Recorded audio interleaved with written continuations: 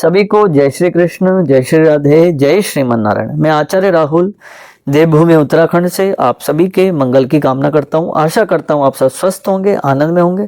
ठाकुर जी से मेरी यही प्रार्थना है। सज्जनों, आज की वीडियो, आज का कार्यक्रम बहुत ही खास है उन सभी दर्शकों के लिए, सभी लोगों के लिए जिनकी वृषभ राशि है।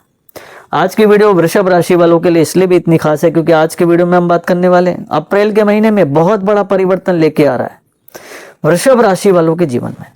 बहुत ही सुंदर योगों का निर्माण हो रहा है। किस तरीके के योगों का निर्माण हो रहा है, सबसे पहले आपका चार्ट आगे लगाए, वृषभ राशि चार्ट की ओर देखिए और सबसे पहले हम जानेंगे कौन सा ग्रह किस भाव में गोचर कर रहा है। तो सबसे पहले देखिए, देवगुरु बृहस्पति आपकी कुंडली के सेकंड हाउस में यानी कि कुंडली के दूसरे घर में गोचर कर रहे हैं, यानी कि द्वितीय भाव में। इसी के साथ साथ केतु आपके कुंडली के चतुर्थ भाव में गोचर कर रहे हैं, फोर्थ हाउस में। इसी के साथ साथ बुध राहु आपके कुंडली के दशम भाव में गोचर कर रहे हैं। इसी के साथ साथ सूर्य मंगल शनि एक साथ कुंडली के एकादश भाव में गोचर कर रहे हैं और शुक्र देव आपकी कुंडली के द्वादश भाव में गोचर कर रहे हैं। ओवरऑल ग्रहों की स्थिति ये। सबसे पहले हम बात कर लेते हैं स्वास्थ्य की। स्वास्थ्य की दृष्टि से उत्तम समय रहने वाला है कहीं ना कहीं वृषभ राशि वालों के लिए। छोटा मोटा, हालांकि आत्मविश्वास से भरपूर रहेंगे, ऊर्जा से भरपूर लेंगे, लेकिन छोटा मोटा जैसे वायरल, खांसी, जुकाम इत्यादि इन सब चीजों से आपको बच के रहना है। इसी के साथ साथ देवगुरु बृहस्पति कुंडली के सेकंड हाउस में गोचर कर रहे हैं। इस समय धन का संचय करते दिखाई देंगे, धन प्राप्ति के अच्छे योग बनेंगे, सु अवसर मिलेंगे, कहीं ना कहीं बड़े और प्रतिष्ठित लोगों से मान सम्मान प्राप्त कर सकते हैं और उनसे संपर्क के द्वारा विशेष रूप से धन की प्राप्ति हो सकती है।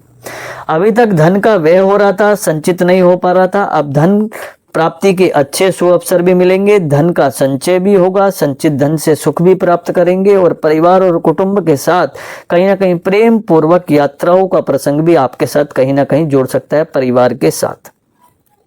इसी के साथ साथ केतु ग्रह कुंडली के चतुर्थ भाव में गोचर कर रहे हैं। इस समय भूमि, प्रॉपर्टी, इसके लाभ के स्रोत अच्छे बनेंगे, लेकिन इसमें सावधानी रखनी है कि लेन देन के विषयों में सावधानी बरतने का प्रयास करें, पेपर वर्किंग पूरा देखें, उसके बाद ही लेन देन का विषय जो है वो अपनाएं।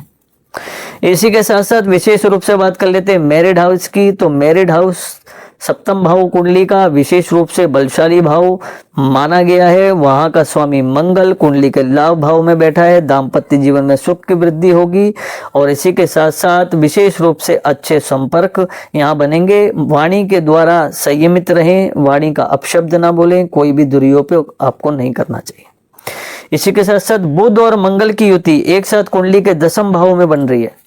ये विशेष रूप से नौकरी का, गवर्नमेंट जॉब का, प्राइवेट जॉब का, प्रमोशन का, राजनीति का, व्यापार का मुख्य स्थान है। धर्म अर्थ काम का मोक्ष मिलेगा। राहु भी वहां बैठा है, तो राहु 10 में तो दुनिया बस में।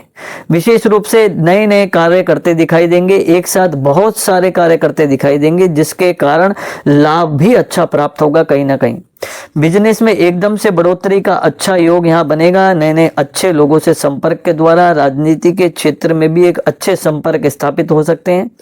विशेष रूप से अभी तक प्रॉपर्टी या बिजनेस में किसी तरीके का अगर कोई हानि हो रही थी तो आप देखेंगे उसमें भी एक अच्छे संबंध स्थापित होंगे। प्रमोशन और अच्छे योगों के साथ आगे बढ़ते दिखाई देंगे। कहीं ना कहीं नौकरी में प्रमोशन के भी अच्छे शुभ अवसर आपको इस समय प्राप्त हो सकते हैं। बिजनेस में तो बढ़ोतरी के बहुत अच्छे योग हैं।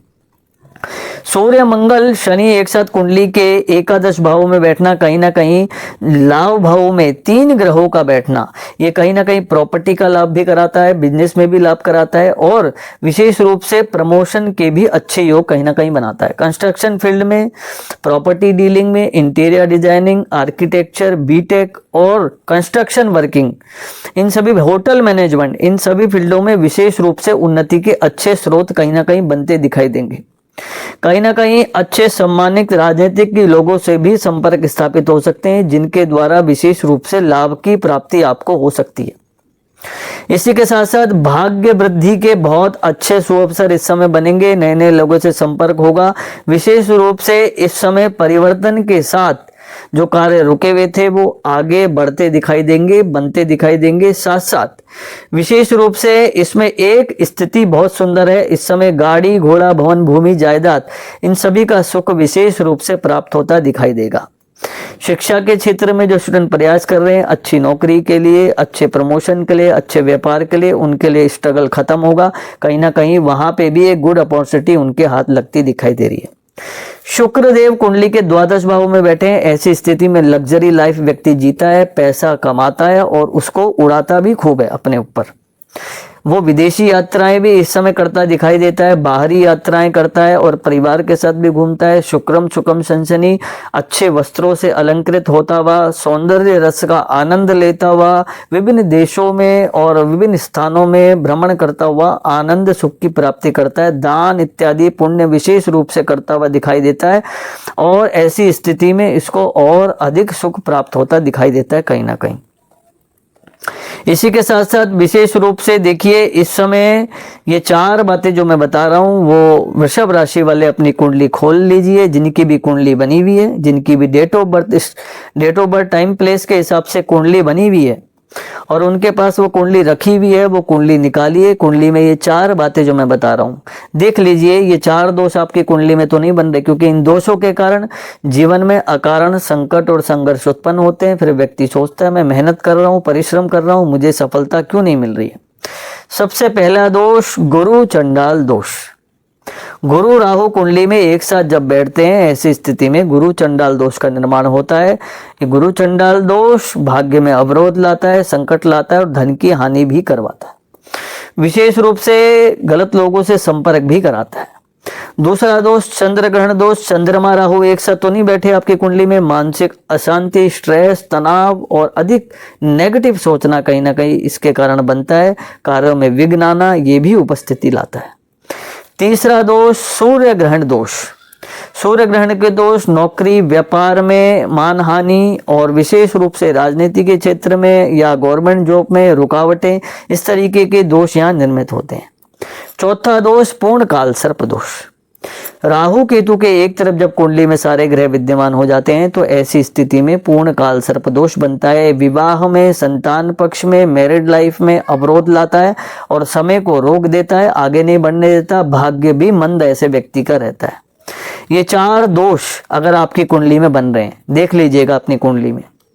जिन लोगों की भी कुंडली बनी है देख लीजिए, पूजा कराने के लिए नीचे संपर्क कर सकते हैं।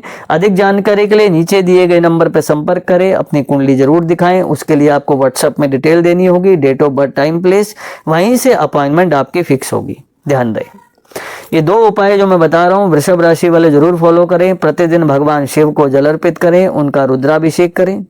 और दूसरा आपकी राशि के स्वामी शुक्रो वृषतुलाधिप शुक्रदेव हैं, तो विशेष रूप से शुक्रवार के दिन माँ भगवती परम्बा जगदम्बा को लाल पुष्प अर्पित करें, श्रृंगार अर्पित करें, उनका पूजन करें, आरती करें।